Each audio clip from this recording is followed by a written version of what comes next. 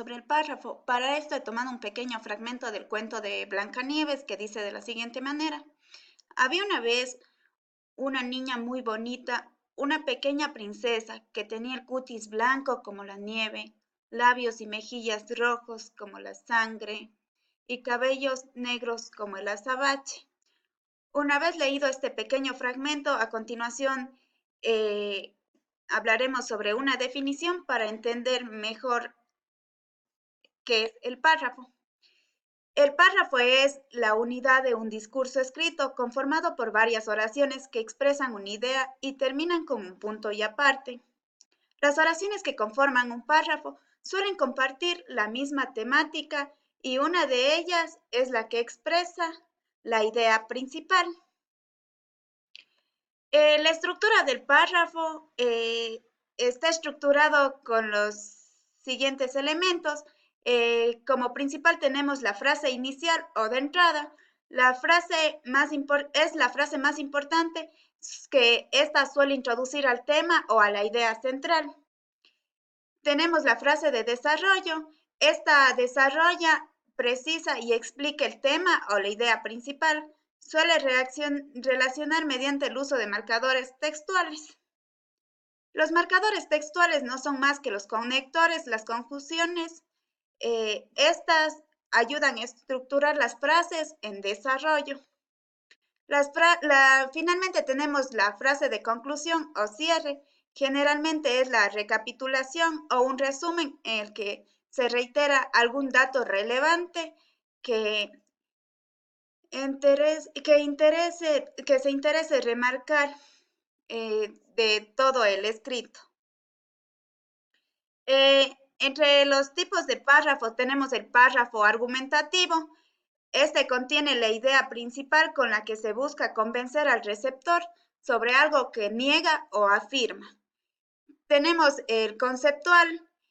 Estos párrafos se especifica el pensamiento de algún autor o la definición de un término, que será utilizado a lo largo de todo el texto, lo que resulta imprescindible su comprensión. Estos párrafos están presentes en textos científicos y técnicos.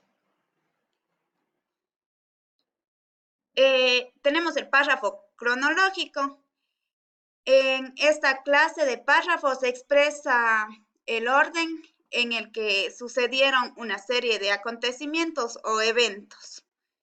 El de enumeración, el párrafo está compuesto por una serie de características que aluden al mismo hecho, objeto o sujeto, y una frase organizadora que permite comprender qué es lo que se está ordenando. Tenemos el párrafo descriptivo. Este párrafo se describe siguiendo un criterio lógico, un objeto, persona o acontecimiento. El explicativo. Estos párrafos son útiles para ampliar o especificar la temática que está siendo tratada en el texto. Los párrafos expositivos. Estos párrafos se presentan de manera ordenada una determinada información. El párrafo narrativo, en esto se presenta hechos o acciones ocurridas de manera ordenada. También tenemos el párrafo comparativo. Estos párrafos se presentan similitudes y diferencias entre dos o más objetos, sucesos o cualquier fenómeno que se esté hablando en el texto escrito. El párrafo de causa y efecto, como su nombre lo indica, presenta un hecho y aquello lo que ha causado o, o bien las consecuencias que de este pueden venir. El párrafo deductivo, en este la idea principal se coloca al principio para construir la subparte de una generalización para luego presentar casos explícitos. Y el párrafo inductivo, en la oposición del anterior, estos párrafos, la idea principal se coloca al final. En esto se parte de casos específicos para llevar una generalización que concluye con lo que se afirmó. Y tenemos de conclusión, estos párrafos expresan el cierre de un apartado o un determinado tema. Y el párrafo de cierre, estos párrafos se redondea la idea generalmente de textos o de un resumen de este. Estos pueden incluir motivaciones para que el receptor se, sea una a las ideas planteadas, conclusiones del texto o sugerencias que se den en el mismo escrito. Finalmente, vamos a regresar al fragmento del cuento de Blancanieves que les había leído antes para tener para poder, para poder analizarlo.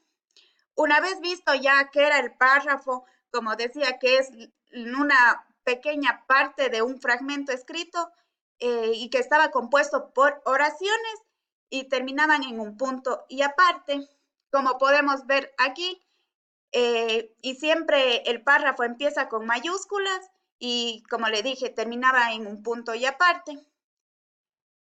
Podemos ver que, como decía la definición, sí está compuesto por oraciones.